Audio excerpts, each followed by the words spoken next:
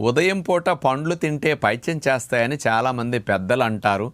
అది మనకు అలవాటైపోయి ఈ రోజుల్లో చాలామంది పండ్లు ఉదయం తినటానికి కూడా ఆలోచిస్తూ ఉంటారు. ఇది మాత్రం తప్పు. ఎందుకు అంటే ఉదయం పూట అల్పాహారంగా రకరకాల టిఫిన్స్ ఏవో తయారు చేసి ఉంచుతారు ఇంట్లో.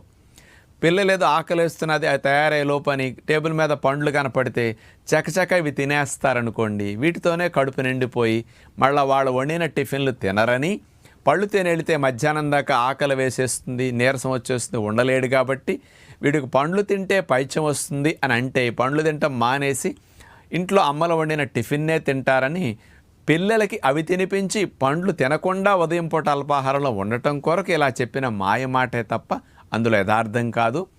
పండ్లు ఉదయం కానీ మధ్యాహ్నం కానీ సాయంకాలం కానీ ఏ పూట తిన్నా ఆరోగ్యానికి మంచిదే తప్ప అవి పైత్యం చేయవు, హాని కలిగించవు. అందరూ ఉదయం తినొచ్చు.